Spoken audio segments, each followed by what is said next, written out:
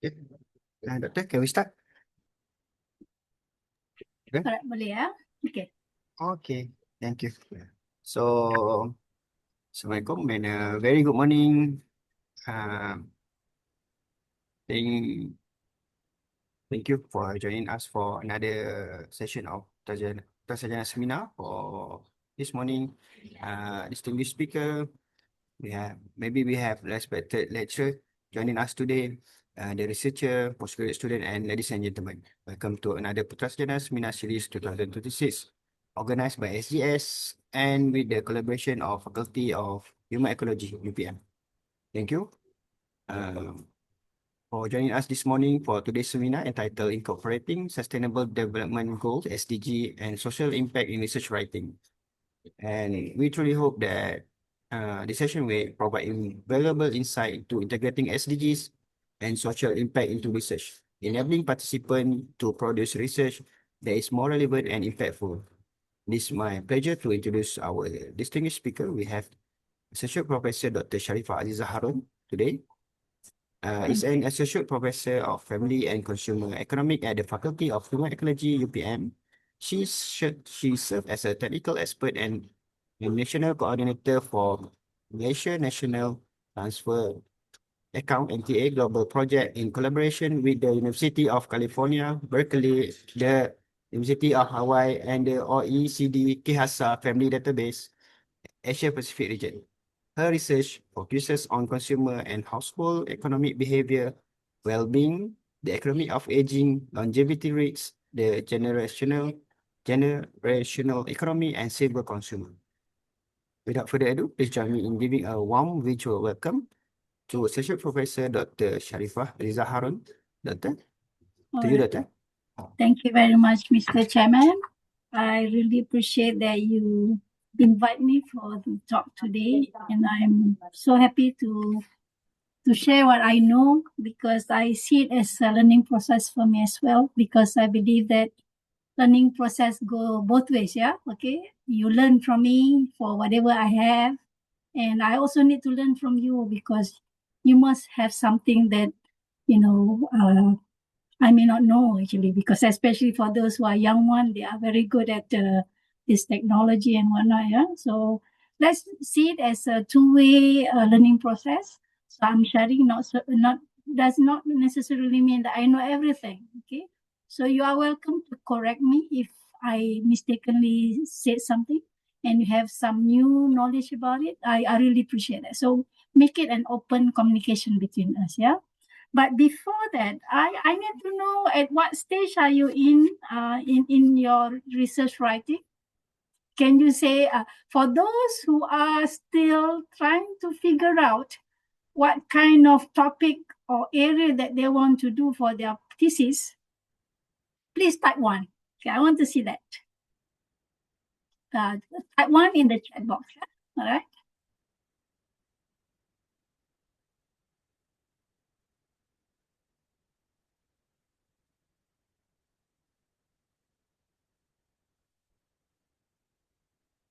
Can you type 1?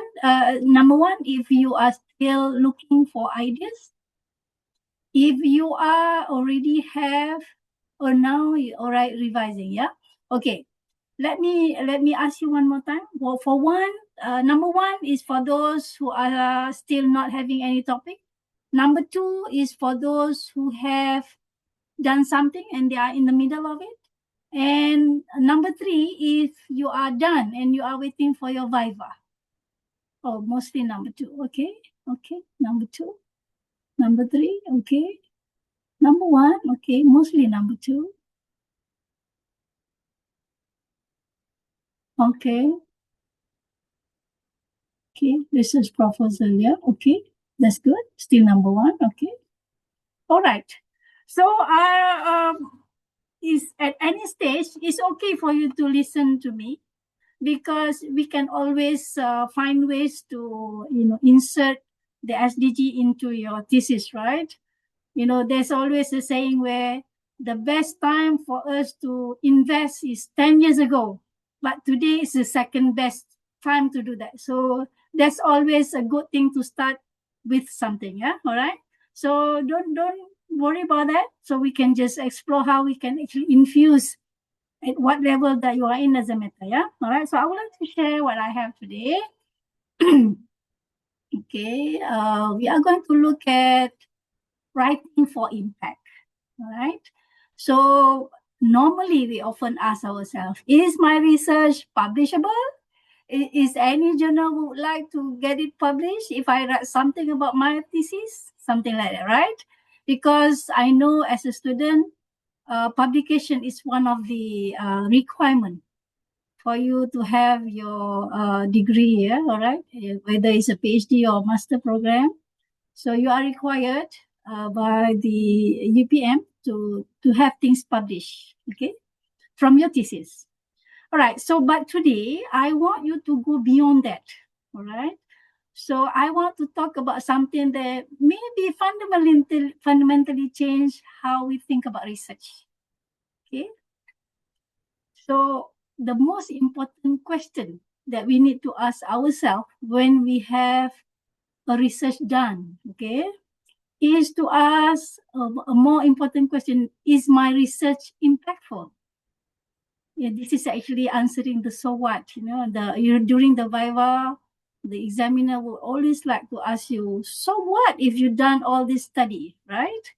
So this is actually more important because by infusing your SDG in your thesis at the very beginning, you are already have thought about the end early on. All right. So when people ask you, so what if you have done this? What good it will bring to other people, for example, right? So today I will really talk about that. We talk about infusing SDG social impact, yeah? In your write-up, in your proposal, and in your thesis as well. Okay. So you need to always ask, is my research impactful? Does it change life of any communities? Or am I actually just writing for the sake of completing my program? So that is actually an honest question that you have to answer honestly. Some your supervisor may not see it, but or what is actually the reason behind you trying to complete it as fast as you can because you try to do GOT. But you know yourself whether you are really going for that purpose or actually trying to make a difference by your research. Yeah. Okay. So my topic talking about writing for impact, aligning research with SDG to create real world change. So we try to be impactful in our research, yeah? All right, in our write up so that we can touch life. So we want to change life through academic output, one community at a time. So that is actually a very good, noble intention that you must have at the beginning of your preparation, for your proposal. Yeah? For those who are already in the middle, you can always look at the possibility of doing that. And for those who have done it, you have no choice but try to adjust to whatever that you have done and try to infuse it. So probably the more natural way of infusing it is when you are at the beginning of making the proposal or preparing the proposal. When you are writing it, it's still okay. But number two normally is a bit kind of forcefully infused, something like that. Because sometimes, okay, what kind of SDG I should put in, something like that. So today we are going to talk about that, and I hope you really gain something from it. So we are going to talk about basically what is SDG. I think I would assume by now everybody knows about what is SDG because it's almost end. We have a few more years before it ends in 2030, yeah, right? And we've been talking about SDG indicators and whatnot, goal for a while, since 2015. Okay, so then I will be talking about the social-centric reframing of SDG. This is actually my own idea based on my reading and also my disagreement with one of the model. So today is actually the first time I share with you what I have thought about this SDG from the perspective of someone who have beautifully developed the layer of SDG. But this is actually my personal opinion. Even though it is a personal opinion, I pursue this one based on my reading and also my training. So it is not a pure suggestion, but I have some evidence to support that. Yeah, okay. And then I will be talking about how can we embed social impact in the academic research. Yeah. And then we get to the conclusion. Hopefully, we understand what to do next. Now, upon hearing all this information, we need to go back and sit down and think about it, and we take action so that we benefit from what we have today. Yeah. Okay. All right. So this is the evolution. I'm not going to touch on this one a lot. Just like for your information. All right. It started early on when people start talking about sustainable consumption, sustainable production, and whatnot. After the Bradford report, and then in 2000, where we are changing into a new millennium, we have this MDG goal. All right, I think you have remembered this one as well. And this MDG started in 2000 upon changing into a new millennium, and it ended in 2015. And after the 2015, we have this 2030 goal. Yeah? And before that, we have some conference going on at Rio, Rio de Janeiro. And from there, in 2015, we have this 2030 agenda, or in other words, sustainable development goal. Yeah? So this is actually the basic, simple, brief history about that. You can look at the information from the website, so you can explore that on your own. Yeah? What is actually SDG? So these are all the symbols that we have seen all these years, right? We have 17 symbols that we try to understand where should I put that in my thesis. Because at the end of the day, after your Viva, the GSO will ask, okay, which SDG is supposed to be solved by this particular thesis? All right, so this is actually the so what question, yeah? All right, so a simple definition of the SDG is a universal call to action to end poverty, protect the planet, and ensure that all people enjoy peace and prosperity. So you remember, it's not 100% about the planet. There are three components. I will talk about that later. To end poverty, to protect the planet, and to ensure that people enjoy peace and prosperity. That is the economic part, okay?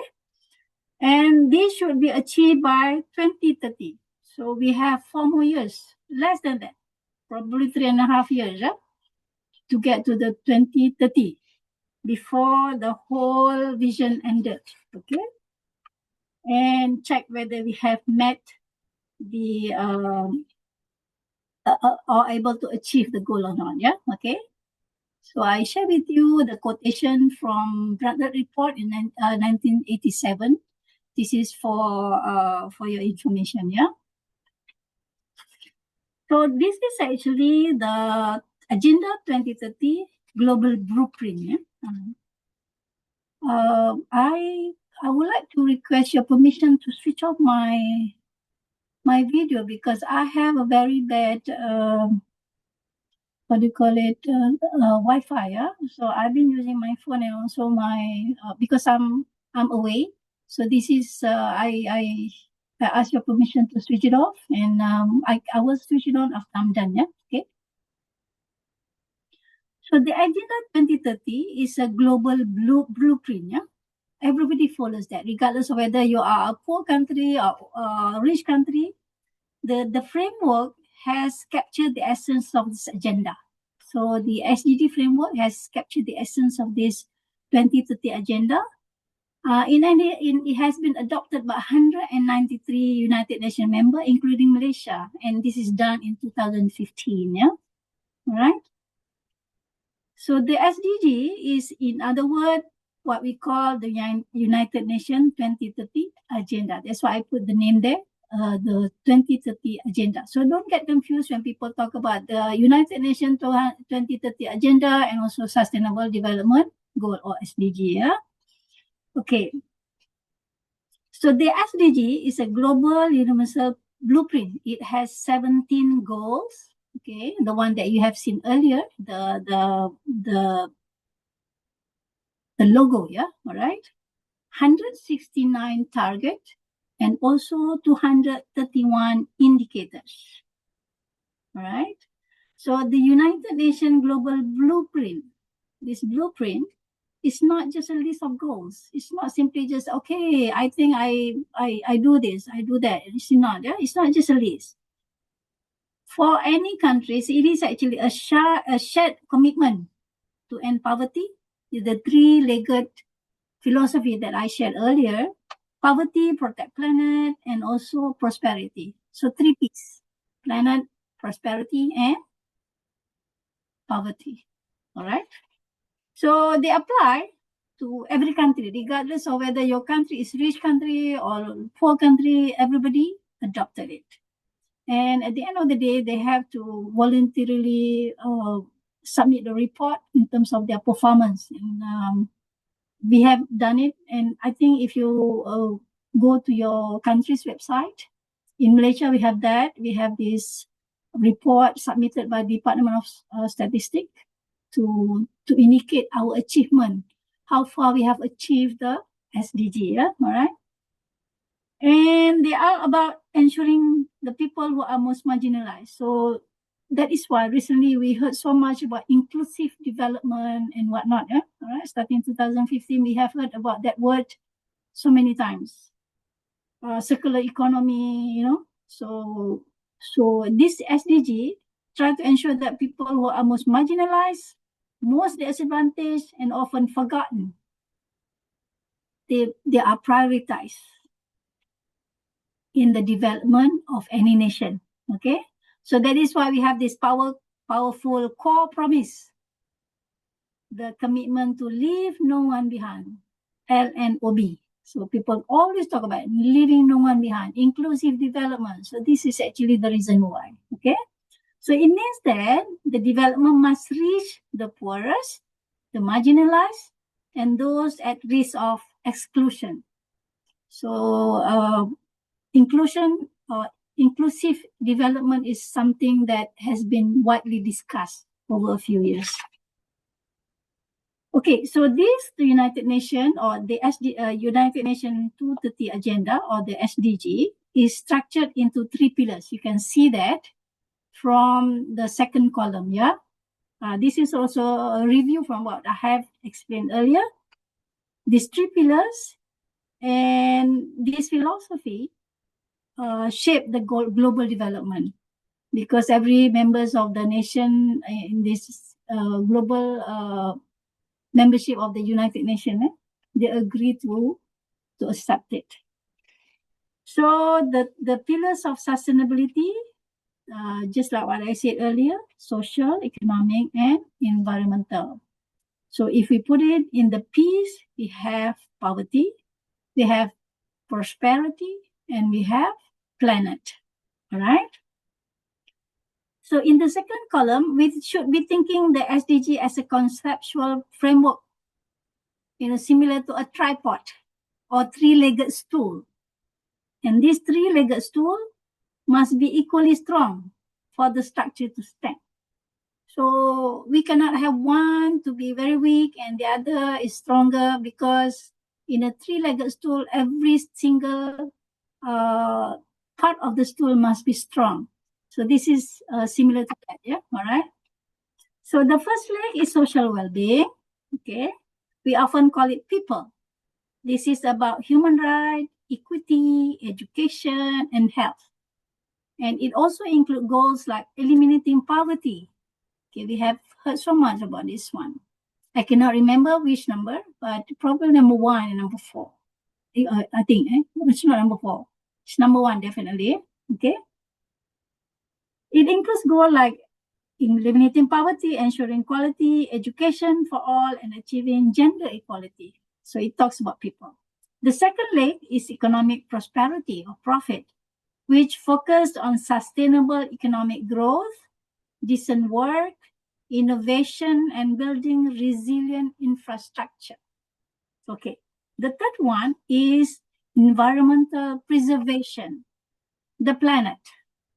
So it includes climate action, protecting life below water and on land, and ensuring responsible consumption and production. So it has a lot to do with the environment. Remember when early on I said how human is actually contributing to this, to the illness of the environment is through two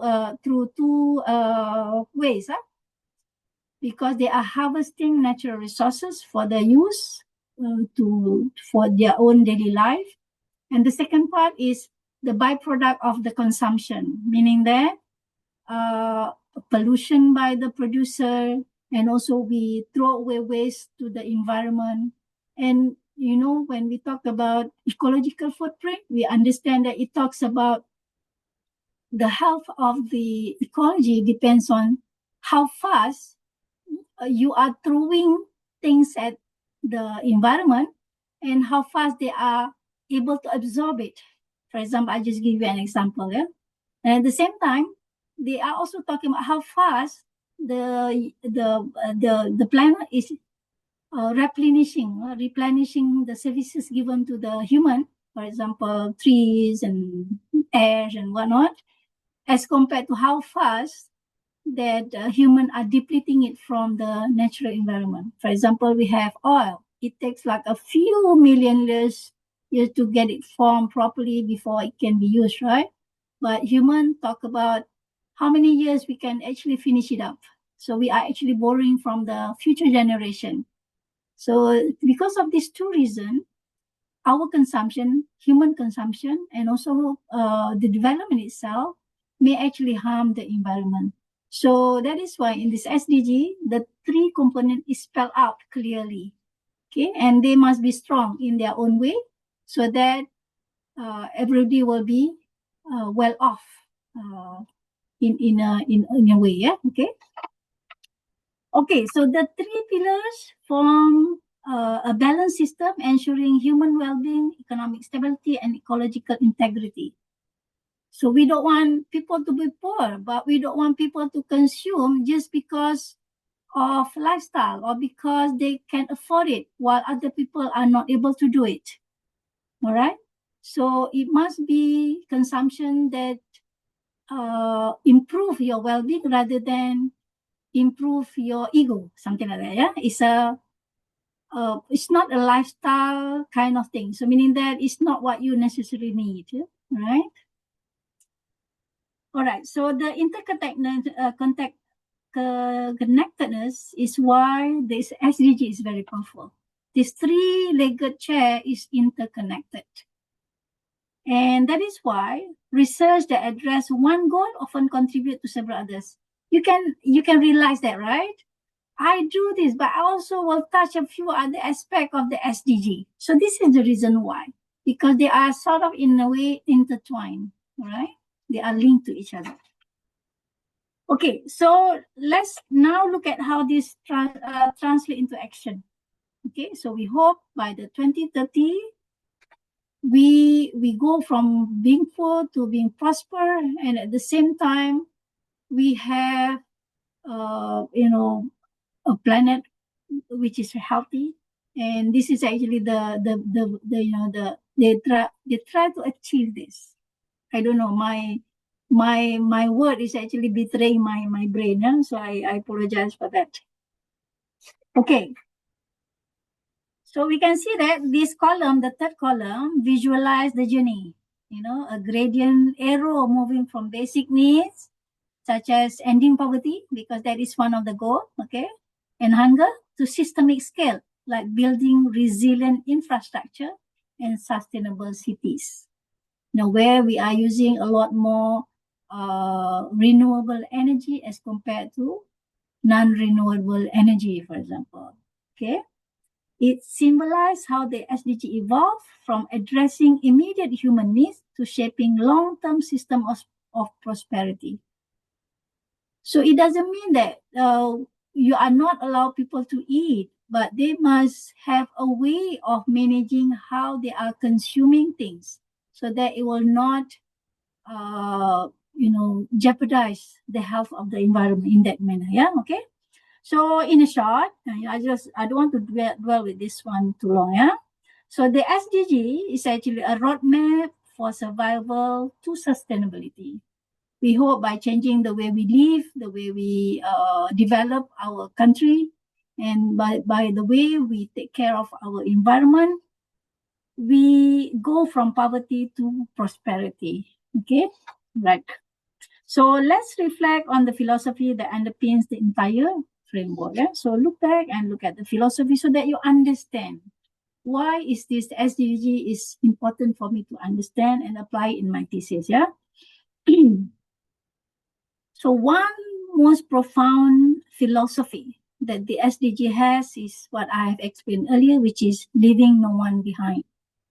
Okay. So leaving no one behind, nobody is really abandoned by the development, and we live within planetary limits. We should not be offshooting the biosphere, okay, because the consumption that we have is requiring more than one planet, for example. You have seen that, right? In a few countries where the way they consume things is requiring more than one planet, and we only have one planet. So this is actually living beyond our planetary limits, okay? And we work together for a better world, okay? So it requires solidarity among countries in the universe, and to remind us that sustainability is not a destination, but a continuous collective journey. All right, it's not, oh, okay, 2030 done, we are done with the SDG. It's not like that, right? Okay. So that is actually the timeline when we are supposed to achieve it, and then we may need to look at it and see how successful are we in terms of achieving it. Probably there will be another what do you call it, the postmortem after that, and probably a new one will be developed to continue on with the existing system. Yeah. Okay. All right. Next one.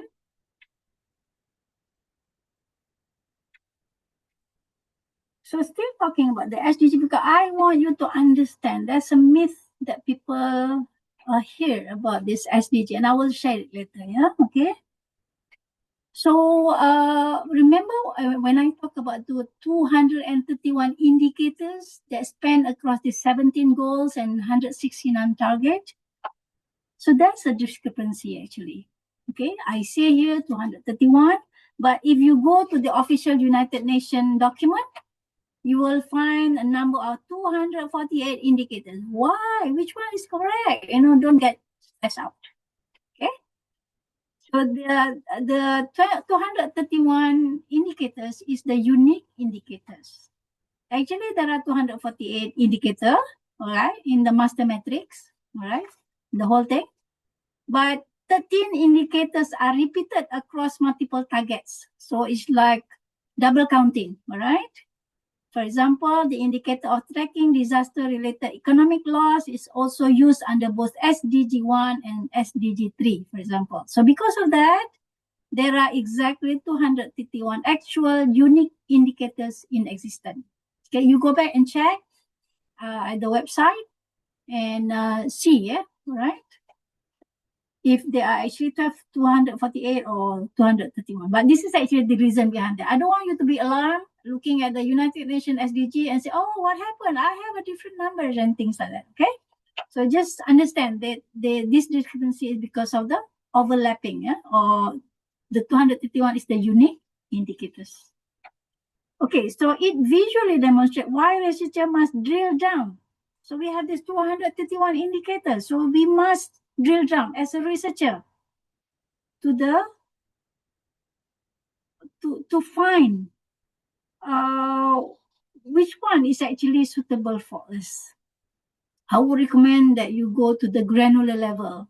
You don't go look at the 17 goals. You go to the 231 indicators and see which one is actually fit nicely to your thesis or to your paper.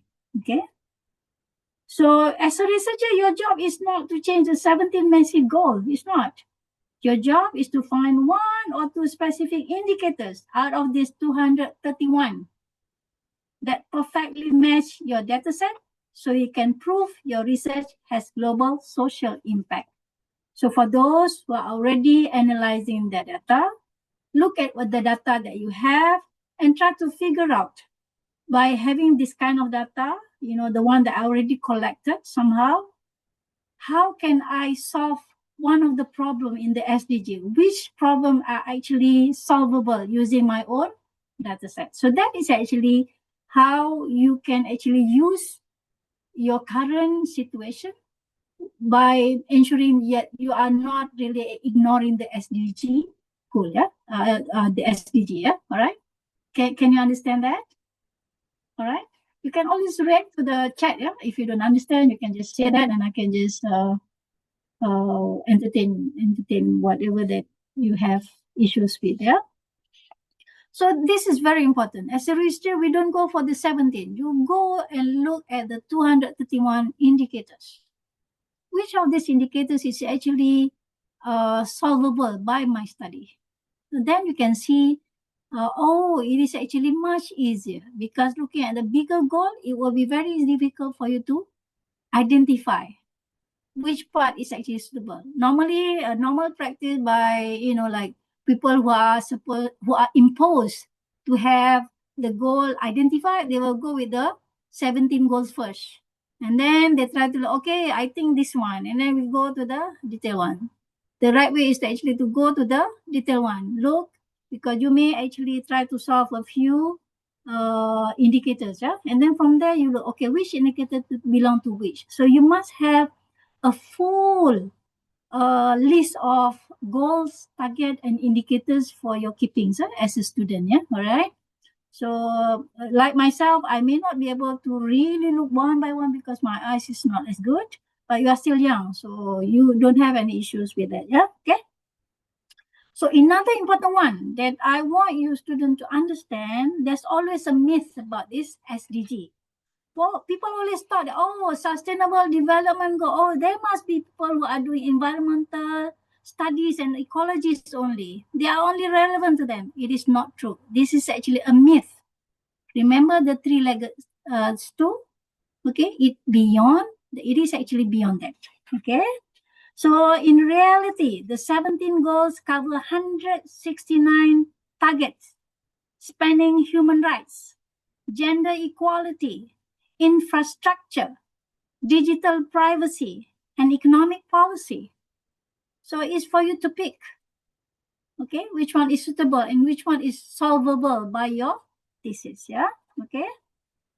And you can also notice from this screen, we have social and human, SDG 1, 2, 3, 4, 5, 6. We have 55 target, 92 unique indicators. Economic, 56 targets, 77 unique indicators. And then we have biosphere, we have 58 and 81. The target is almost the same, but you must notice something. The social and human has more unique indicators allocated for them. All right. So notice that. Notice that the targets are almost perfectly split into thirds among the T groups, okay, between 55 to 58. Remember, I spelled it out just now. But look at the indicators though. The social cluster is nearly 15 to 20 more indicators than the others. What does it mean? What does it mean? It means it explicitly shows that the United Nations framework places immense measurable focus on human condition, making it incredibly fertile ground for researchers like you and me. You are doing probably a novice researcher, some are good at writer, but just remember this. It's actually a very fertile ground for researchers like you and me in medicine, in social science, in humanities, to map their academic writing to precise global indicators. So regardless of any discipline that you are in, you can always see from the human perspective and see how your work is actually impacting the human aspect of the SDG. Okay, just remember that, don't think that social is not for me from the science, is for the social aspect. Innovation is not done for the sake of innovating. The end user of any innovation will be human, right? So at the end of the day, human should be at the top layer, regardless of what you do, and that should be the priority. Yeah. So we look at the human and social aspect in the SDG much more than the rest. Actually, it's actually from the United Nations, and because of this belief, because of this knowledge that I have through my reading, and also because of my experience, as I am from the social sciences background, working closely with human, basically, day in and day out, my focus is on family or household economics. So I study the economic behavior of the household, how they make the decision and whatnot. So we are dealing with human, and we can understand human is actually should be the main focus of everything. We are not interested in studying inequality, in economic inequality, for the sake of knowing how inequality happens in our country. But the focus is how the well-being of the population or the citizen is affected if these resources within the country is not fairly distributed, for example. So at the end of the day, human is the most is the focal point. Yeah? All right. Okay, so I want to share with you. This is actually from the United Nations blueprint. Yeah, so this is actually you can see it that way. I want to share with you the next slide on what we call the SDG wedding cake model. This is very interesting, and I have made some comment which will influence my perspective after this one. Yeah, okay. So the wedding cake model, yeah. So this is another useful way to visualize the SDG. Remember, just now we have these three the legged stool, right, or tripod, yeah. Okay. So another way to visualize SDG is what we call SDG wedding cake model or SDG cake. What is it actually? It's actually a visual framework. It was developed by the Swedish scientist Johan Rockström and the colleague at the Stockholm Resilience Center. The purpose of this wedding cake model is to show the hierarchy of sustainability. So that is why you can see like a wedding cake. You normally when we have a wedding, some rich people, they have 3-layer cake. So this is, you imagine that it's like a 3-layer cake in a wedding event, yeah, all right? So the SDG wedding cake model organized. Remember we have 17 goals. They also have 70, but look at it from a different perspective, yeah? They organize the 17 Sustainable Development Goals into 3 interdependent layers. They put it into layer. Just now we are assuming, 3-legged stool, they are all important, equally important, right? So this is another perspective, yeah?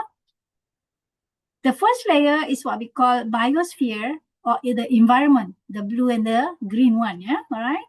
The second layer is what we call the society, the social aspect, okay?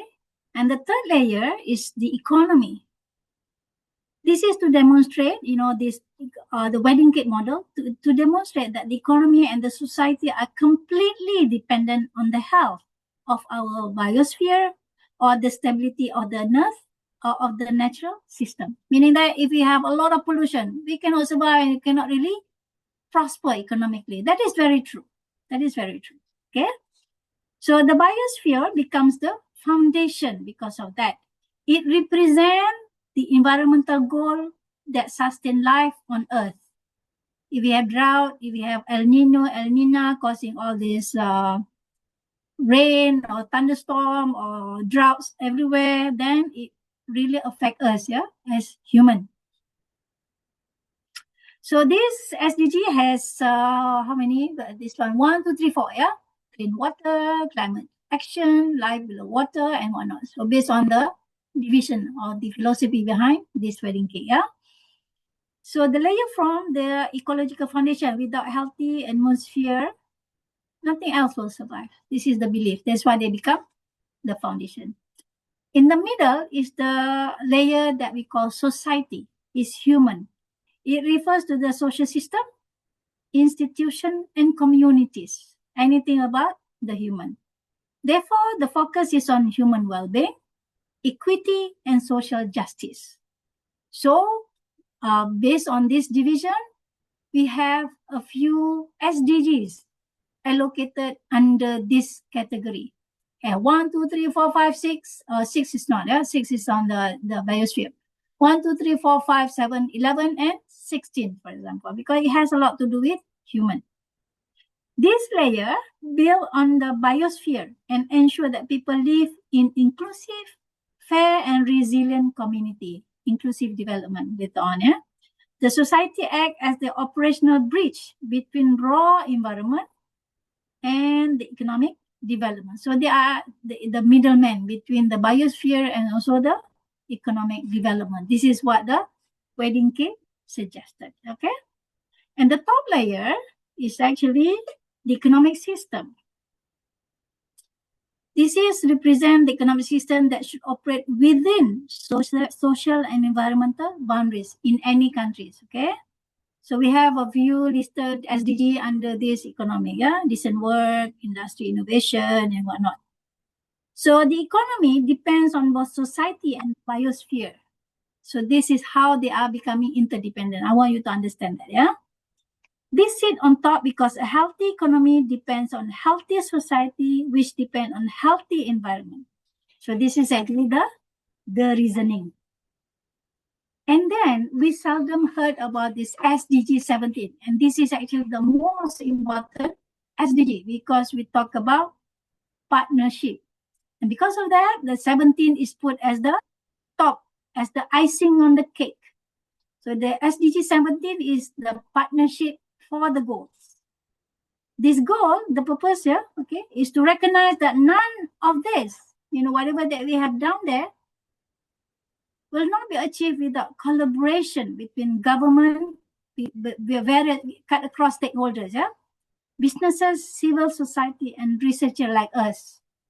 So this is actually where we need to collaborate to ensure that the one below work well, actually, So it plays at the top. It means to symbolize the integrative glue.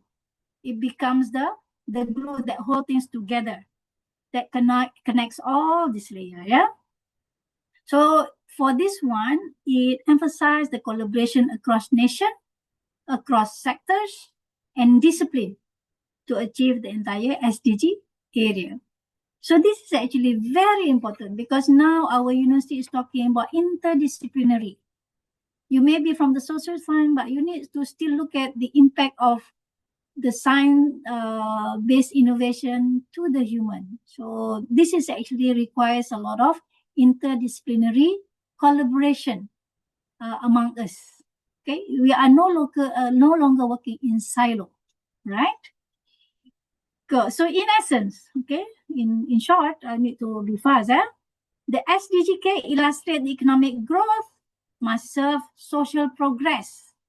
So the company must be profitable. The country must be rich enough to make sure that we can take care of the society to be healthy and also the biosphere. Okay.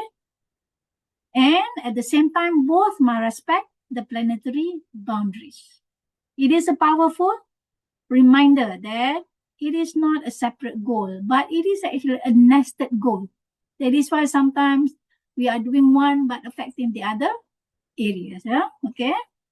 It's a nested system of interdependence. Remember, you can actually compare it with the previous one where we see SDG as three-legged stool.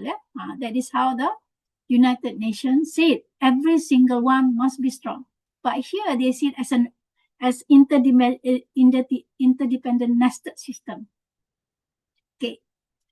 The biosphere supports society. The society support the economy. So this is the belief of this model. So in short, this model makes it clear. Environmental sustainability is not just one goal among many. It's not. It is the foundation for everything else. So you can see that the importance of the SDG now, right? Okay. So this is very important. I want you to understand this. However, there are some flaws with regard to this model. This is a very wonderful model, Okay, but there are some critics, and I am one of the critics as well. Okay, so that is why I try to look at it from the inverted wedding cake model. So this is actually my opinion on the wedding cake itself, because this is very relevant with what we are talking today on the social impact. Yeah. So I can just read through the critic. Rockstone wedding cake place the biosphere at the base. That is okay. Society in the middle and economy at the top. So it means the hierarchy suggests that the social development is dependent on ecological stability and economic growth. The implication, society is secondary, not the ultimate goal. Remember? Because they are in the middle. So I always believe that from my perspective or my experience, that human must be becoming the focus of that. So based on my training and in social science and reading, I invert the logic. Society, I personally think that society sits at the top, okay? Because human well-being, equity, and empowerment are the ultimate end of the development. Well, who is benefiting from the development? Of course, we want to be rich so that we want to make sure that our citizens are well off economically, socially. There is no crime because everybody contented with the wealth that they have, for example. Yeah, all right. So at the end of the day, human is the focal point. Yeah. So the justification, apart from that, I also justify why human must be on the top. Development is ultimately about people, their rights, dignity, and opportunities. That is actually the focus. We are not developing for the sake of developing, and human is just the mechanics for us to achieve that. All right. Okay, the social empowerment drive the capacity to protect environment. It is the human who may have the ability to change what is happening to our biosphere, because an empowered social communities, they know what to do and how to behave differently so that they can take care of the biosphere. Okay. And another one, placing society at the top, reframe the SDG as human-centric. That is why the title of my slide here. Eh? So placing the society at the top, reframe SDG as human-centric and not growth-centric, like the original wedding cake model. Yeah. Okay. So I want to show you the one that I have think and how it can be inverted and change the sequence. Yeah. Okay. Everything is the same except I change and switch the society and the economy. So I suggested that the economy to be repositioned as the operational engine, and they become the second layer nested with the biosphere and the society. So here the ecological foundation is still the same because that is the foundation of the same model here, okay? But I just change it, Tommy, so that we reposition as the economy as the operational engine, and the society is switched to the peak impact. So that becomes the focus. So if you can just summarize this inversion, what this inversion means. Society is the peak. Human welfare, equity, community resilience are ultimate objective of sustainable development, not economic growth for its own sake. Okay, we are not getting rich for the sake of getting rich. We try to get rich so that we can improve our well-being. So that is my belief, my stand. Okay. So economy is the operational engine, meaning that the economic system serves society, not the other way around. You know, we are not serving the economy. The economy is serving us as human. We are the beneficiary. Yeah. Okay. So we study economics to understand how to better serve the people. Okay. And then the biosphere, still the environment, because environmental stability is non-negotiable. A healthy planet is the prerequisite for everything else. All right. So this is my perspective. And I still maintain the partnership as the glue on top, SDG 17, where I also feel that collaboration across sectors the government, the businesses, civil society, and research is essential. So this is very important. Yeah? So what happened? What is the implication of me inverting the SDG architecture? Okay, it is actually I created this critical framing mechanism. You see things from a different perspective, and that has some impact on us. Okay. So we position social impact, not the economic metrics, as the ultimate measure of research success. So when we do research, how good does it do to human rather than what happened to the economy because of my study? Because at the end of the day, the economy is to serve the people. Okay. So the philosophical shift happened here, where economic as the operational engine serving society, not the other way around. So society instead of economy as the ultimate goal. So this is how I view the SDG wedding cake. Yeah. So I inverted it. So this is the framing I encourage you to use in your research writing. It's okay if you think that is a bit bizarre, okay?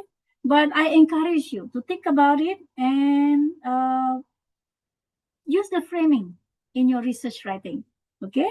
It shifts the narrative, your narrative, from how does my research grow the economy to how does my research serve the human welfare. So this is the actual social impact, SDG social impact, because our focus is really at the human rather than other things. Anything happen, we are taking care of the human. How we try to fix the biosphere, who may have been destroyed or who may have been affected by the human. We fix the human, educate them, empower them so that they know how to fix themselves and take care of the biosphere. Something like that, right? Okay, so that is actually my perspective. Okay. So try to look at it from this perspective. Just try, right? Go back and just think about it. You will see a different. It's like a paradigm shift. Shifting the whole perspective about the SDG. Yeah. Okay. So I call it the inverted SDG cake, right? So the research implication of this inverted SDG cake that I believe should be the perspective that I want to continue having on in future. Okay. So we can see that we position the economy as a middle engine. I just reviewed that again. Okay. The economic system not as an end goal, but strictly as a functional mechanism driven to serve human welfare, institutional equity, and also community resilience. So by moving society to the peak, then position economy as the middle, the model visualize economic system not as the end goal, but strictly as a functional mechanism driven to serve human welfare, institutional equity, and community resilience. Okay. So this is the perspective that I would like to share with you. Yeah.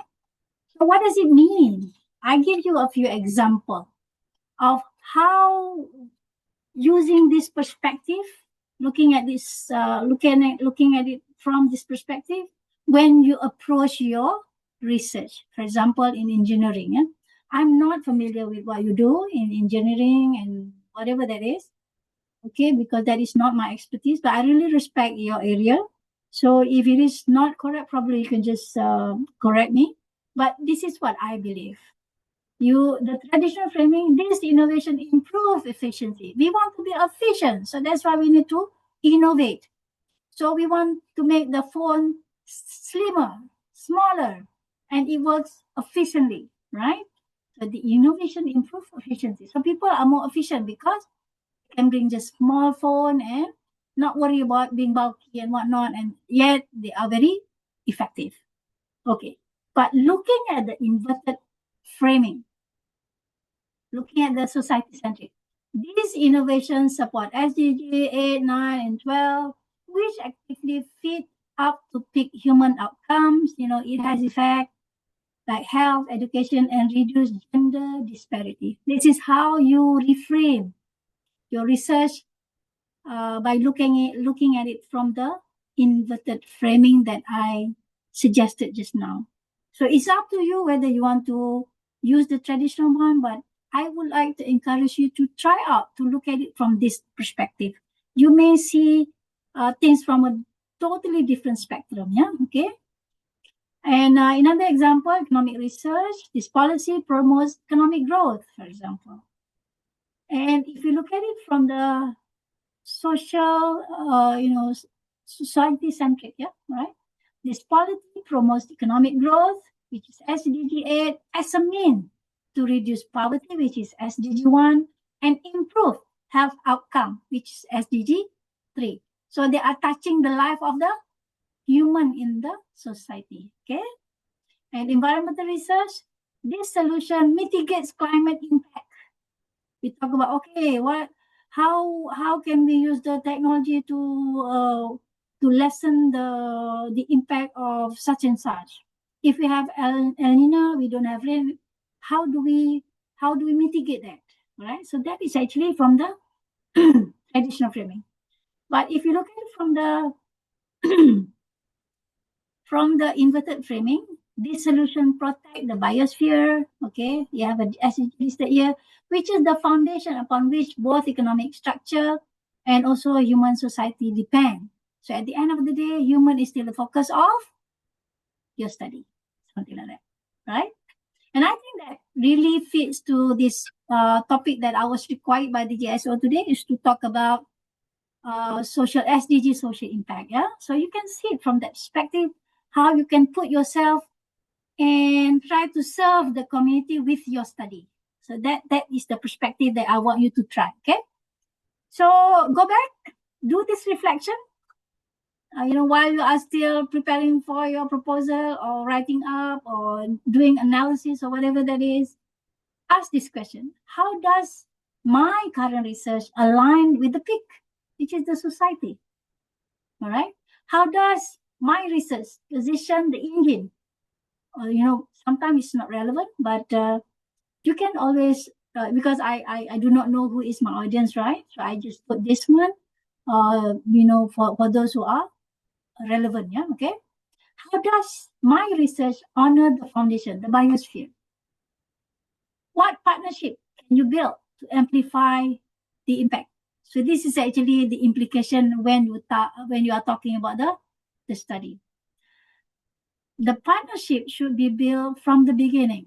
Sometimes people just invite and state in their paper, the implication will be such and such, without really properly roping them up. You don't drop them and then you suddenly say, okay, this is such and such. So this is when the student has always some issues about overstretching, or talking more about the implication, which is not necessarily solved by the actual study. Yeah, it's like overstretching facts. All right. So this is actually the question that I want you to reflect, especially on the first one. Regardless of your discipline, ask number one.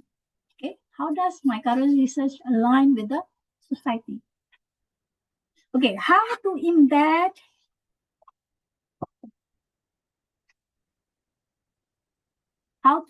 the social impact. Yeah.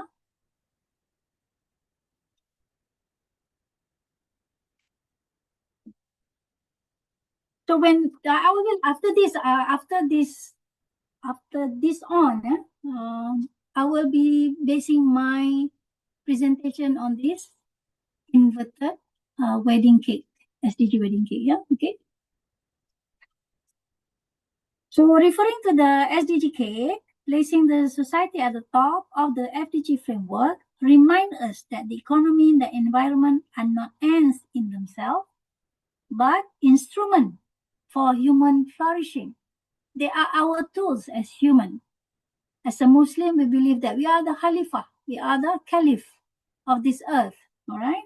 So those are all for our use. But we, as the Caliph or as the leader of the earth, we must have certain characteristic and responsibility attached to us. How is that happening? Education may not actually, we don't have education that make us understand how to take care of the biosphere, for example. Yeah? So that is also coming back to the human. Yeah. So that is why earlier I was talking about how social empowerment may actually help the preservation of the biosphere, because people know how to do it, understand it, and they are willing to do it because they have some knowledge about it already. Yeah. So this reframing sets the stage for understanding importance of examining and assessing social impact in academia. So this is actually what we are supposed to be talking today. And after, I think about 1 hour ago, I was trying to justify why you should look at it from the social aspect. And social impact is very important. So I hope you understand that, yeah? Okay.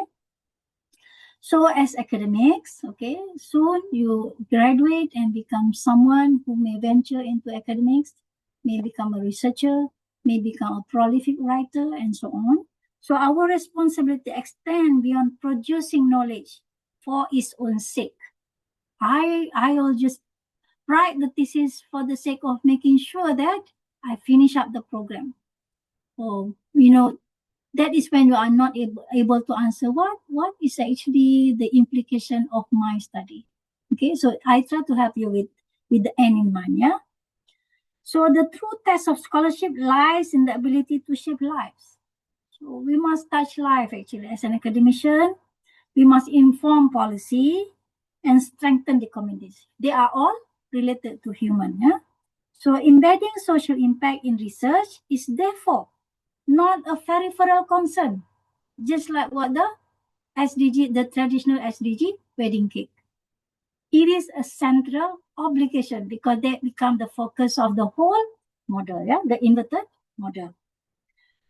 So, in order for us to embed social impact, okay, we must understand these three things. We must understand the importance of embedding social impact in academic research.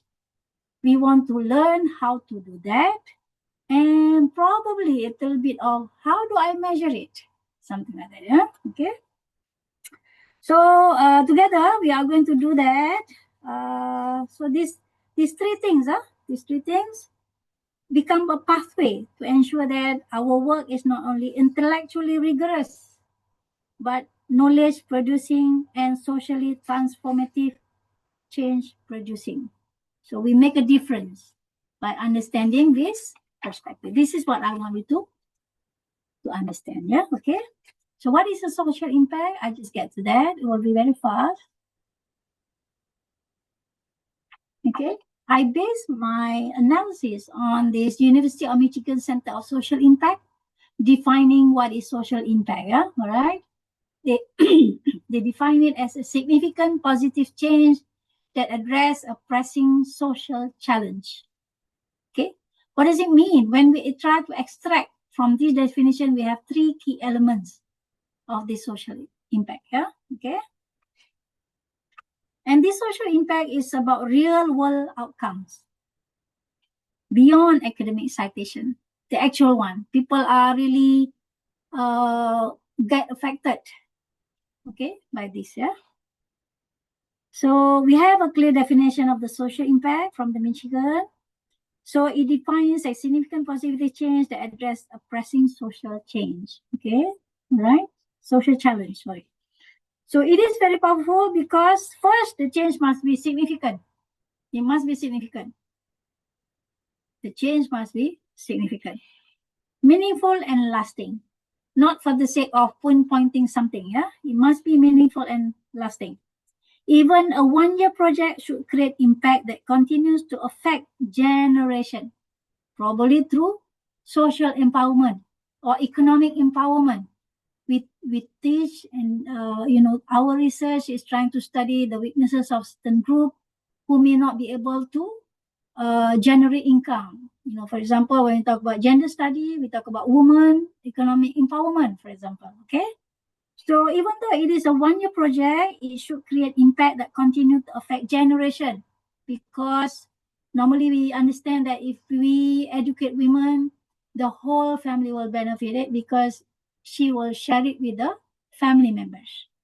Okay, so if she is okay, the rest will be okay, something like that, yeah? So it will affect the generation by altering behavior. They become more empowered. They are able to make decisions. They are able to know, they are able to control the resources, for example, yeah? And the second one must be positive, which is actively improving condition, not just avoiding harm. I will be talking about one of the measure of the social impact that just talk about mitigating harmful effect, yeah, all right? That is not something that we look for, yeah? Okay, so the third one, we must address pressing social change. We must address pressing social change. So based on the genuine needs, they need it and we help them. As one expert noted, you can help people if they don't, you cannot help people if they don't want that particular aid. No matter how altruistic you are, it's not useful for them. Okay, so this is what it means. So in order for us to have a good social impact, stakeholder and community engagement is the precondition to achieve this research impact. You may involve it at the beginning or you may involve it at the end. So this is the SDG 17 that we were talking about that sits on top of the cake. All right, so this is very important actually, yeah? Okay. So I just now was talking about mitigating harmful impact on the society, yeah? So have you heard about social impact assessment? SIA, have you heard about that? Anybody? Anybody has heard about that?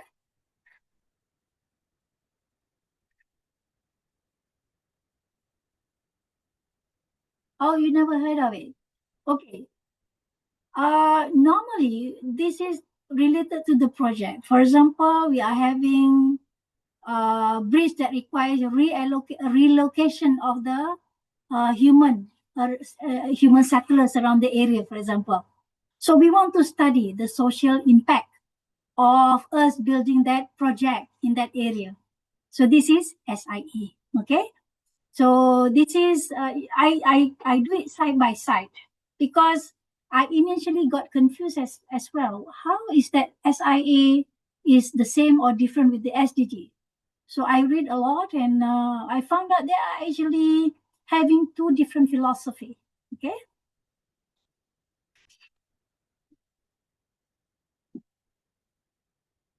For the SIA, okay, let me explain a little bit about the SIA. Yeah?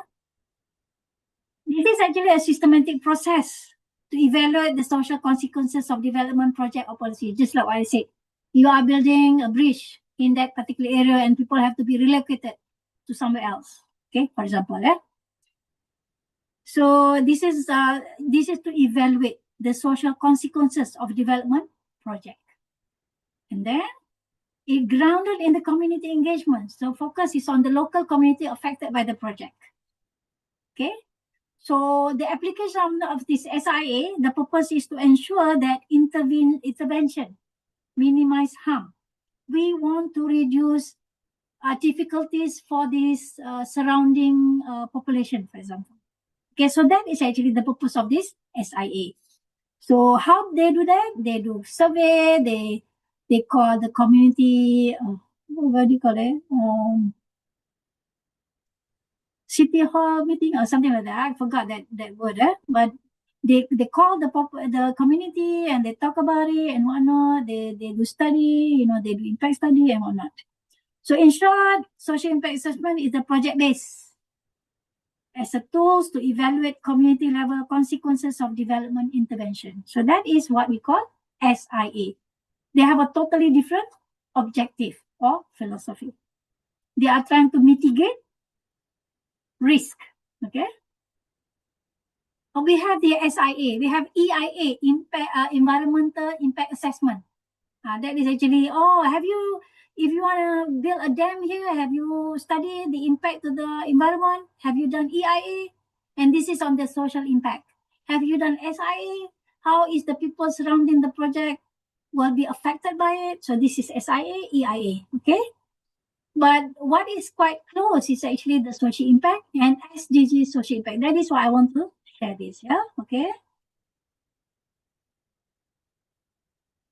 So if I can share with you again, the SI is a local and project based within that community. Okay. While SDG is actually measuring the impacts towards achieving UN 2030 goals. It is universal, okay? And we can apply it in academic and policy initiative.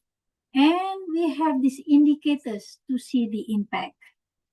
So in a way, SIA is the evaluative tool to assess the risk, try to mitigate the risk of the community surrounding the area of the development. But social impact, SDG social impact is the destination. Remember, we want that. We want a positive impact.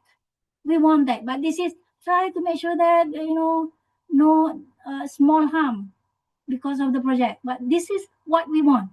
This is what we want to reduce, mitigate. All right. So this is actually a big difference. Yeah? Okay. All right.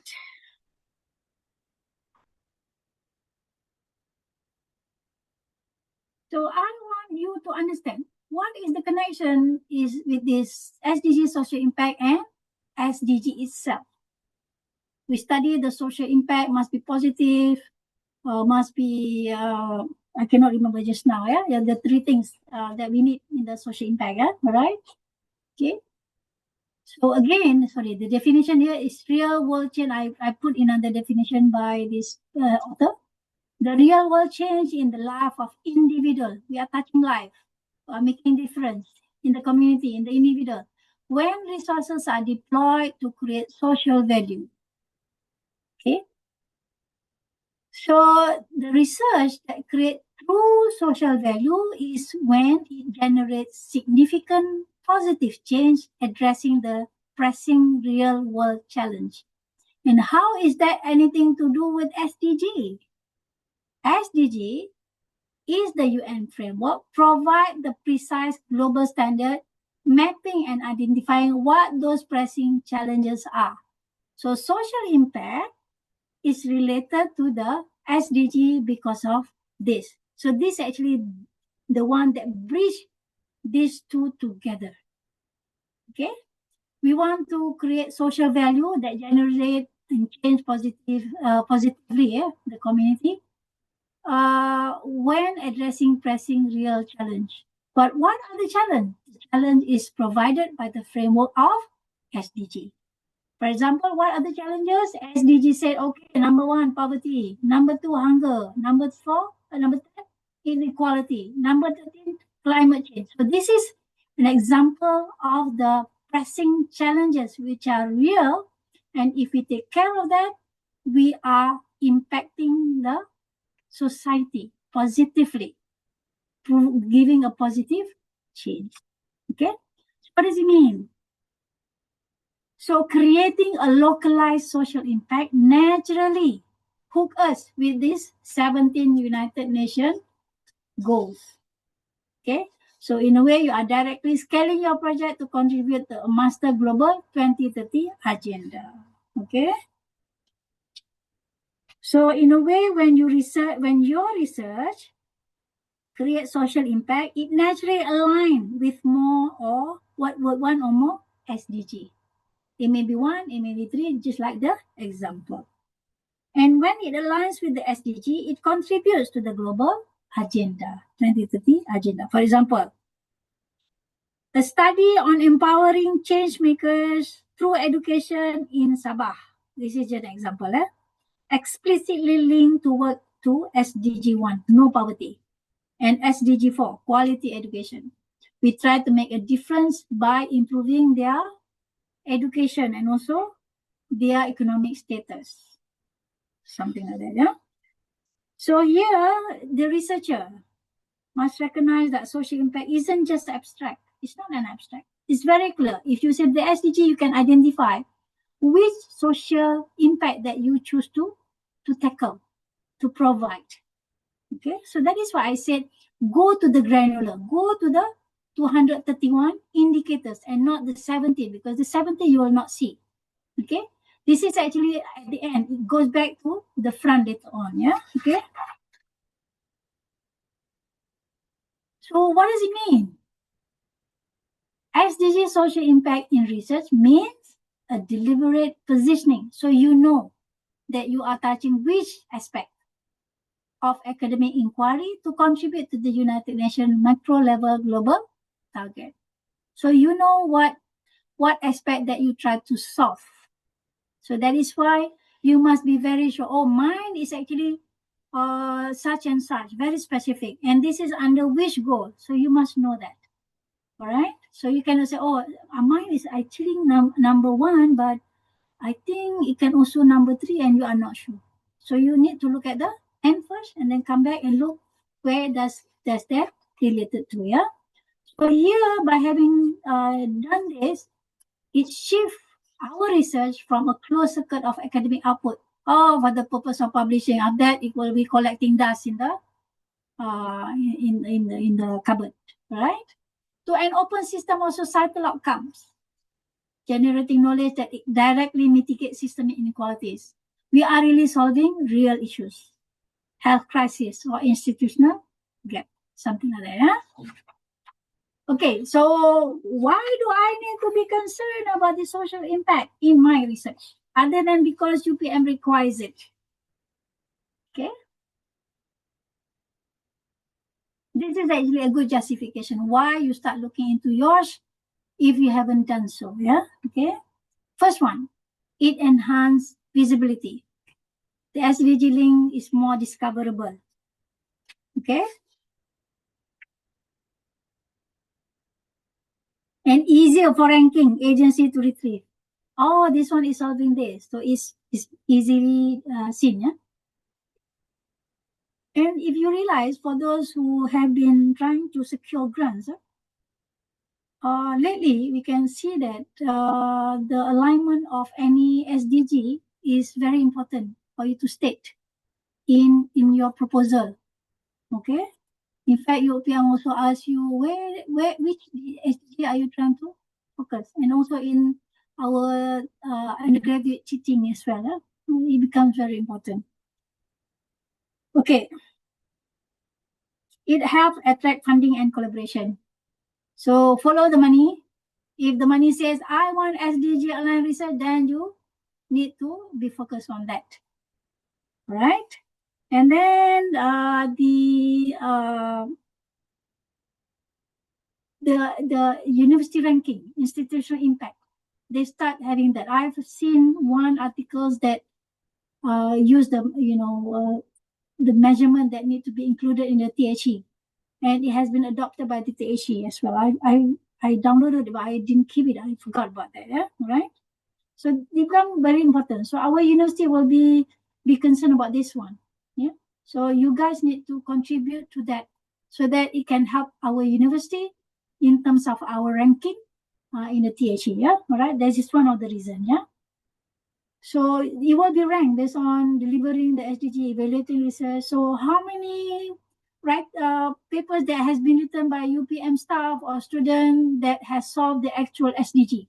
So they have ways to identify that. I found the article, and it has been adopted.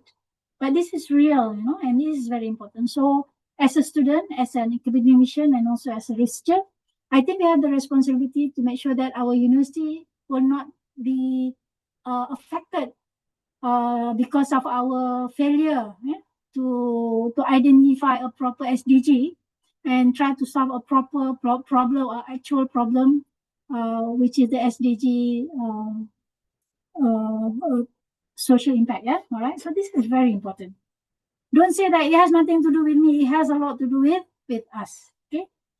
Soon it will be your alma mater. So please help us, and we should explore it together. Yeah. Okay. And when we have a proper SDG, we understand sometimes, oh, this guy is his focus is on this SDG, mine is on this, and so it really invites a good collaboration. So it will be a more multidisciplinary and a more sectors involved in the study. Okay. And this is actually true when we always talk about asking for some grant. They requires partnership with some NGOs or some social enterprise or something like that, yeah, or industrial partnership, for example. So this is very important. So it is actually important for us to really look into this SDG, social impact, yeah. And other than that, you have the ethical responsibility for real world change. You need to make sure that for your own personal self-esteem, for example, or regards, you may be talking about how can I make a difference to the life of someone who may not be as fortunate as I am, who may not be able to pursue the studies and whatnot because of their situation. So how can I make a difference? So this is sort of ethical responsibility for real world change. Yeah? Okay. And policy influence, for example, is more of a policy research, identify the SDG, and they will try to see if it is actually relevant to their policy making. Okay, how to influence that? Generally, select a research topic that respond to pressing challenges. See, remember, we have so many challenges identified by the SDG. We have 231 of them, all right? And those are all the possible challenges that we can identify. Poverty, consumer empowerment, indigenous finance, for example. So those are actually the real pressing social challenges. So we should go beyond what is the research gap. Doing a research gap is a good one, but that gap should become much better if it is related to the actual impact to the society. All right, so try to focus on how can I contribute socially, impact socially to the community that I care based on the gap that I have studied, which is related to them. So not only that you are focusing on the research gap, but you also talk about, okay, knowing this gap, how would I actually help out those who get affected? So it's not, the research gap is not 100% just a research gap. Is the gap that will help out the community to have an impactful as socially, something like that. So these are actually things that you can think about when you are forming your proposal, when you are writing your paper, when you are trying to adjust your thesis before your data collection, and probably after the data collection, based on the data that you have, how can I actually contribute to the betterment of the society? What will be the social impact that I can provide through my research and academic writing? Yeah. Okay. Okay. We may use participatory. We involve other stakeholders to be part of it. And then we also may choose publisher of our journal who value narrative, impact narrative, who value the impact rather than for the sake of having the technical novelty. So we also want to be selective in terms of where do we want to publish. Okay, so it should be influencing our decision in every part of our journey in writing, in research, and whatnot. Yeah? And it is also encouraged. I just learned it yesterday. I have talked to someone from University Kebangsaan Malaysia who was doing this SDG. So I was like asking her, and she said now the trend, more and more journals are expecting us to have this impact statement. It's like AI declaration and also ethical declaration. Now they are sort of going towards that impact statement in the academic output. So we better be come prepared, because if we are not prepared and it's happening, we may be left behind. Yeah. So we don't want to become someone who are left behind because of that. Okay. Okay, so this is what I have explained earlier, but I put it in the map so you can see how to incorporate the SDG social impact before writing. So you go to the granularity, to the 231 target. Look at it. What are the possible issues or challenges, social challenges that you can solve using your data, using your thesis, using your study, using your write-up and things like that, yeah? Okay, I'll just give an example. So you identify 2 or 3 explicit UN target codes before drafting your literature review. So it should be consistently mentioned throughout the whole thesis.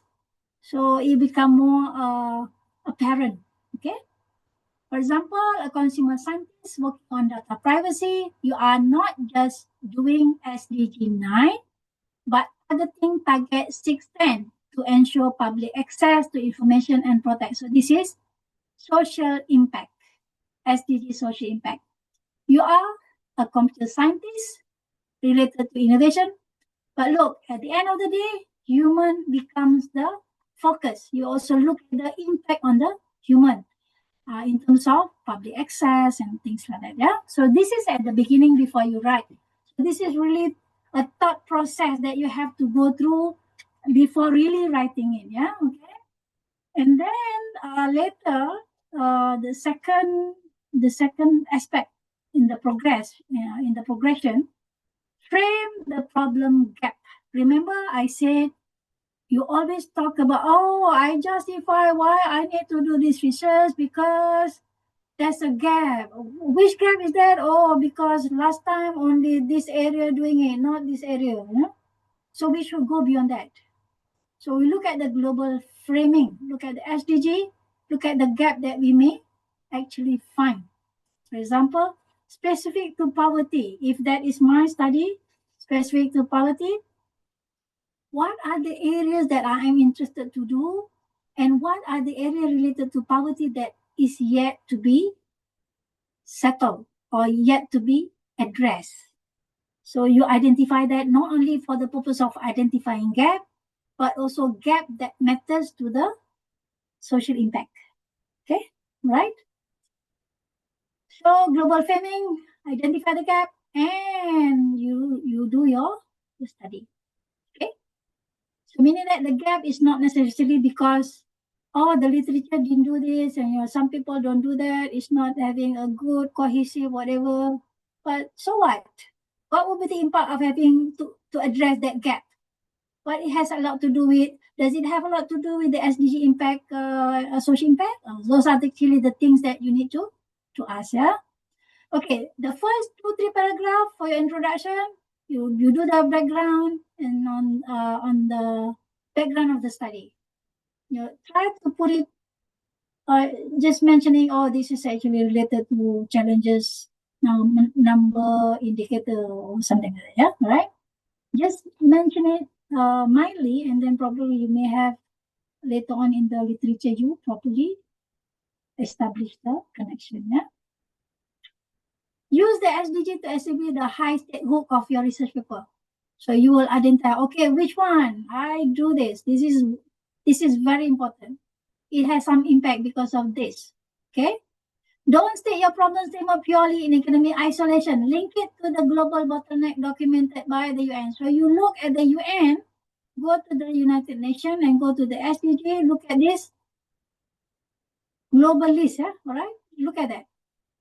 So we should not be isolated. We should be opening up our mind and look what is out there and how we are actually affected by what is going on out there and how we can actually apply it to the local community that we are attached to, for example. Yeah. Okay. This is another example. While global effort under SDG 1, target 1.2, okay, aim to have poverty half. Sorry, wrong spelling. Yeah.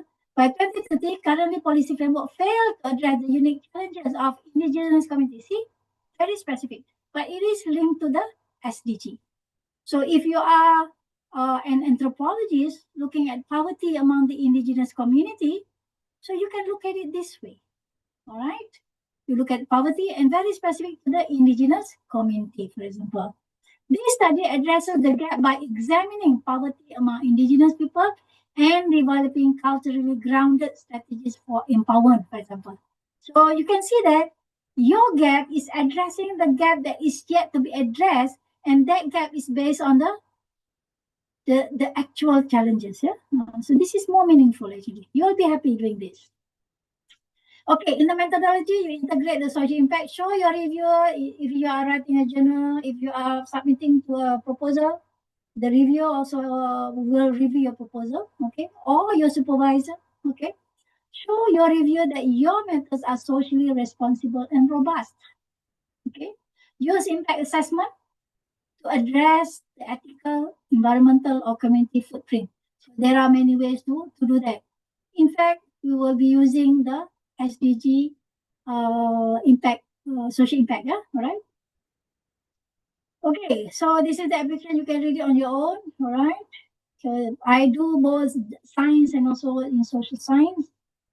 And by having it linked to the SDG social impact, you will definitely be able to answer the so what question. This is the famous question asked by the examiner during your viva. So what if you have studied this and you have fulfilled the gap? Is it important enough that you have to do it? What is your justification? So if you are linking it to the SDG, you know that the problem is real. You know that the problem is really the challenges listed by the United Nations, which is applicable to every country. So this will be an easier thing for you later on when you try to answer the examiner during your viva, asking, okay, yeah, the so what, huh? I have done some positive impact socially to this community, for example. So that will really answer and silence the questions. So this is easier for you later on. Yeah. So that's why I encourage you guys to look at it from a different perspective, see how you can infuse whatever that you have now with the indicators which is relevant to your study or to your paper, and then see how is that aligned. Yeah. All right. And so that you can answer this so what thing. Okay. How to measure that? Okay. I only have like a few more minutes. I've been talking nonstop. And measuring and demonstrating social impact. Okay, we try to identify this will be the social impact, but how do we know that we have given a positive impact to them? So this is actually the next question. Yeah, okay. The measurement validates the contribution of the research to the society. So it's not a silent. Just trust me. I have done it, but I don't have any proof. You cannot do that. Okay, so you identify the indicator and you can scientifically show that this has been done. Yeah. So the measurement validates the contribution of research to society. Very important. You may use quantitative indicator. Okay, for example, adoption in practice. We have adopted this community because of my study. It's more like a translational research. Okay. You have this research and you apply to the community, and somehow the community benefit from it. So that is actually how you should be thinking about your thesis. Yeah, all right. So the framework is an indicator, so many other measurement, but I will be focusing only on the UN SDG indicator. Yeah. So your institution, which is UPM, which will be assessed by the THE, should integrate impact assessment into evaluation and reporting. Of course, GSO is already talking about, assessing how you have contributed to the SDG. Okay, what are the social impact of your study and things like that. They have already asked that. Yeah. Okay. Okay.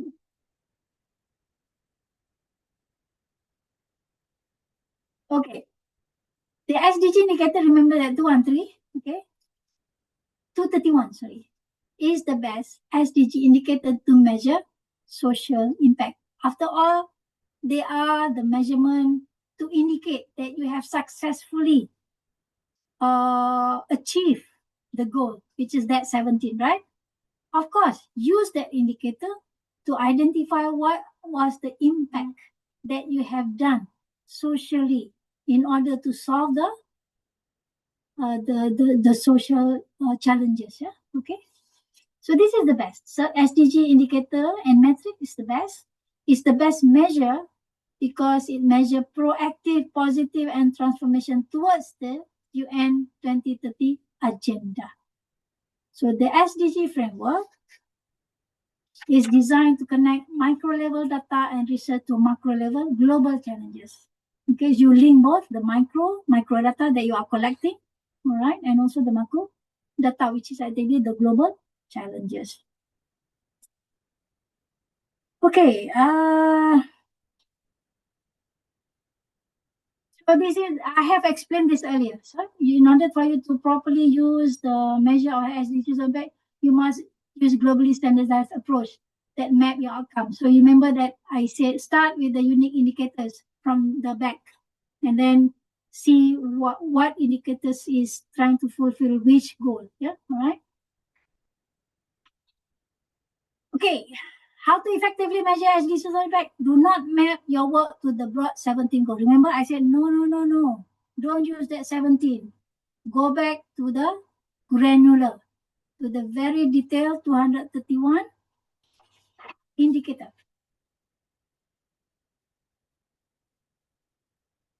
Okay. So you have to go to the granularity. Granular, very tiny one. Explain to your audience that should not just map their research to the broad 17. No cherry picking. Oh, I like this SDG number 4. I think it's relevant to my study. No, don't do that. Okay? Don't do cherry picking. Okay? Go to the granular study so you know exactly what you are doing. Yeah, all right. This will work for me. This will not. I think 1 or 2 is enough for you to talk about the social impact. Yeah, all right. Okay, and then you select very strictly. Yeah? Okay, you must have a good selection criteria. Just try to put everything in your plate. Be very selective so that it really answer. It can be answered by your thesis. Yeah. Okay, align your measurement with framework like the time. Okay, this will be a good thing. I really forgot that I have deleted from the whole thing. So otherwise I can just share and give to the chairperson just now. But if I can find it, I can just share with you how the researcher from I think Canada designed a way to assess this impact ranking, and this time higher education, impact, social impact. Then the THE use that as a way to rank institution. Okay, that would be a good one so that you know how things are used. Yeah, okay, right. Okay, so this is other measuring tools. We have talked about the SIA, social impact assessment. I am not going to repeat here because the SIA has a different purpose. They try to mitigate risk.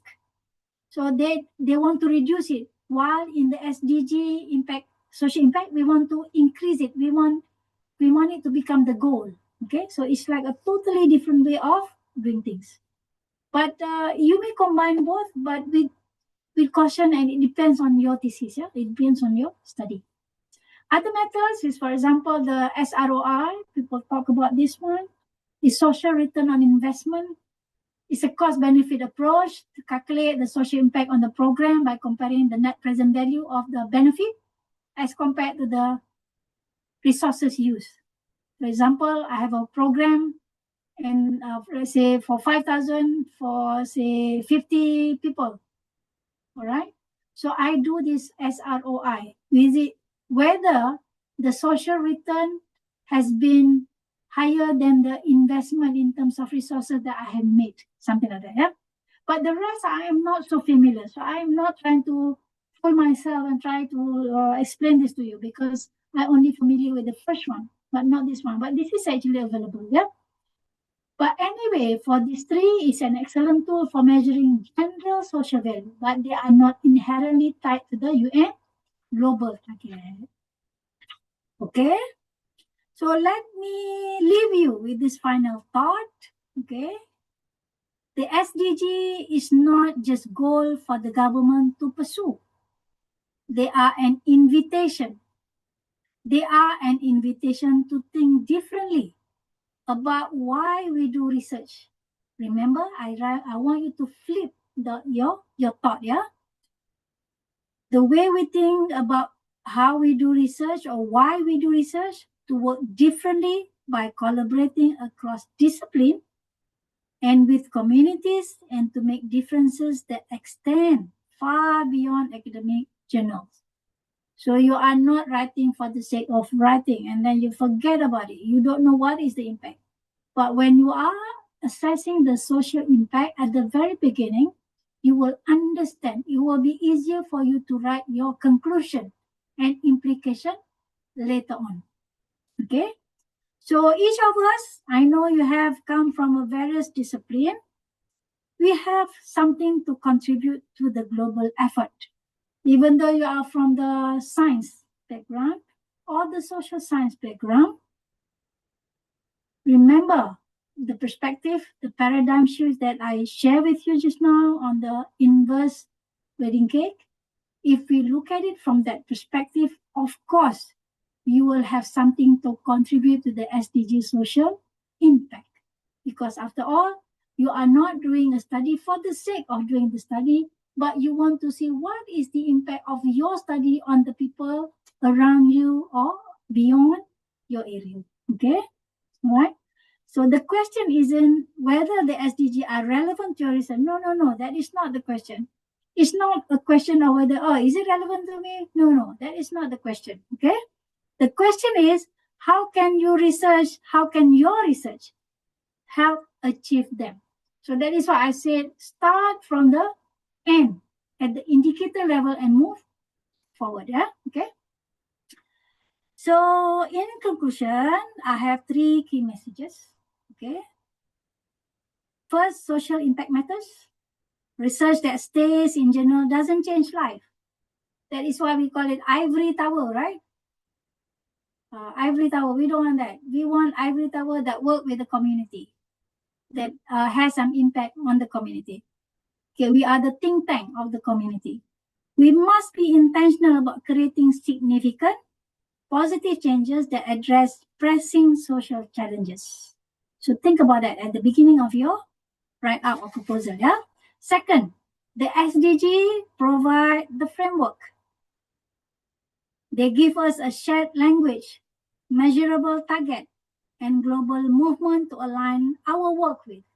So it's already there. It's just for you to pick what is suitable for you in doing your research. Yeah. So thirdly, you have the power to make a difference. Of course, we are very smart researchers. We can contribute. So you can make a difference and you have the power to make the difference. So by mapping your research to SDG, engaging stakeholders, and measuring your impact, you can ensure your work contributes to the 2030. Oh, that's my contribution. So you can say that. All right. Oh, I've graduated with a PhD in such and such. And my contribution to the SDG of my country, or from China, or from Malaysia, or Iran, or whatever that is. Oh, I have addressed that. So you can be specifically identify which social aspect of the SDG social impact have you contributed in solving. Yeah, all right. So the SDG is not just a goal; they are an invitation. I stress it again and again. An invitation to think differently. So look at things differently now. Work differently. You need to collaborate. You cannot work in silo. You need to work with various stakeholders at a different layer and make a difference. Each of us today has a role to play in building a more sustainable, just, and prosperous world. So remember the 3 philosophy. So don't say as if SDG is for the ecologists or the environmentalists. It's not. Remember that we have these 3 staggered tripod that becomes the framework of the SDG. And each of us, regardless of who we are, in which discipline, has the power to contribute to solving the social challenges listed or identified by the United Nations. So with that, I thank you very much for listening, and I welcome any question and answer. Don't worry, I can share the notes for you if you are interested to have it. It's just that some of it is just like a very rough thought from myself, and probably upon reading something, because I know as a graduate student, you will explore more and whatnot. So just assume this as a starting point for you to start with something. You may actually find a better way of doing things or a better perspective to look at your own social challenges. Okay, with that, I thank you and I welcome any question if you have any. Now it's almost time, yeah? All right. So I give back to the Mr. Chairman, yeah? Thank you so much, Dr. All right. I think we have a few questions in the chat box. Oh, okay, all right. Okay. A lot of them was asking regarding the slides, but I think we go. Okay. Yeah, one of the ways is actually trying to see what was the exact keyword used in the United Nations. So how would it increase the visibility? Because when we do SDG, people will identify which part that you are actually solving, and it will, the keyword will have you out in terms of being picked up. Yeah, all right, okay. And I was also advised to use the specific SDG impact keyword. So use that as part of the keyword and it will become very visible. I think that is one of the way to become visible, yeah? Okay, sharing, Liti. Sure, I'll send to you. I will give to Arif and they will share with whoever is interested to have my slide, yeah? Okay. Okay. What else? Thank you. Yeah, I will give you my PowerPoint. Just think of it as a starting point. Yeah, it's not everything there. It's just a starting point. At least it triggers your thought of looking at things from a different perspective, and you go from there. That is what we call research. Research, like keep on researching. All right. Okay, what else? Certificate. Yes. Have you addressed this one, Doctor? What are the main textbook or reference and website for the SDG topic from Mr. Faisal? I will share because it will be very long. I can share with Jarif later, yeah? Okay, sure. What are the main textbook? Okay, that is answer. Do we have evaluation for? Okay, that is for you. All right. But are we clear with this one? Okay, should we include evidence that our research not only answered the negative, but also improved? That's very good. You should. That will be your contribution actually, especially when you are a PhD student. Apart from saying that this is the new knowledge or the niche area that I am actually contributing, you can say that this is my contribution in solving this part of very specific. So your implication of the study will be very specific. In fact, you can start talking about that even at the beginning, when you are really solving it. So throughout the whole thesis, you have a nice flow from the beginning until the end. So it's not like out of sudden you talk about this, you can nicely start with the beginning so that you slowly bring the audience to see this is actually the impact that I have done. Okay, otherwise they will question, oh, you never said anything about this before. And suddenly when you have your implication written, you talk about this, yeah? So you can start from the beginning slowly and then progressively towards the implication. Yeah, I will share the slide. You will ask, what are the, textbook. Okay, my email address is in my slide. You can have it and you can just ask me if you have any question. If you are analyzing corporate sustainability, okay, okay. I think for the corporate sustainability, there we have one, right? I'm not so familiar with that, but I think we have this ESG, right?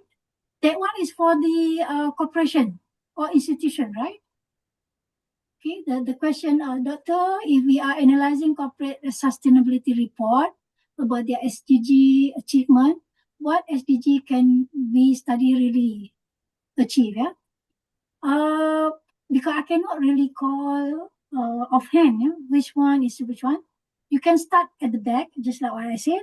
From the indicator, look for a suitable one, okay, and then you may also look into the ESG because I know ESG is for the corporation, yeah, right? Yeah, I think ESG is for the corporation, for the organization, for the company, and things like that. Even for the government, actually. Yeah. Okay. What else? Okay. Remove. Okay. All right.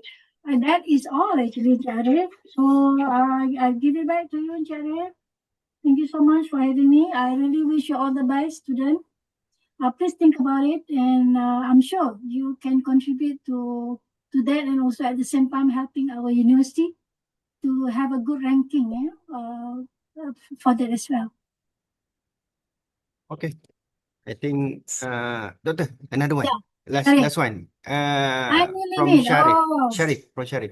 I think they got two. okay. All right. We are analyzing corporate science. Okay, tadi. Oh, what is that running? Sharif. Daily limit on how many SDG goes to research. Okay, if you are analyzing corporate science. Okay. Mana Sharif tadi? Hilang Sharif. I think you were asking about the limit. You know, we sometimes student can be very ambitious. You can pick 4 or whatnot. 4 is fine, but don't go overboard lah. We try to be more focused. Sometimes we want to make a lot of difference, but we also have a very limited time for you to finish up your thesis, right? You have a very limited time for you to graduate. So be very practical about it. Okay, I think 1, 2, 3, okay, but not so many because otherwise it will become very overwhelming. It will be very difficult for you to keep up probably, yeah, right? So might as well, in research, probably I just let you decide on that one. In research, we have what we call going breadth or going depth, meaning that we want to talk about so many things, but not so much. We just touch base. Or we decide to give one and go very deep. So it's your decision. It's either you go depth or you go breadth. So it's up to you. But I think my suggestion, 2, 3 is enough. My personal opinion. All the best to you. Okay, Sharif, habis. Okay, I think that's all.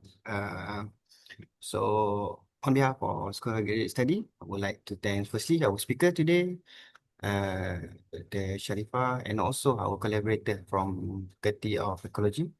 Okay. Thank you so much. So Okay, I thank see you so much. you. Yes, I see you in the next seminar. Maybe next week we have two. So thank you, Doctor. Thank you. No problem. All the best, guys. You too, Doctor.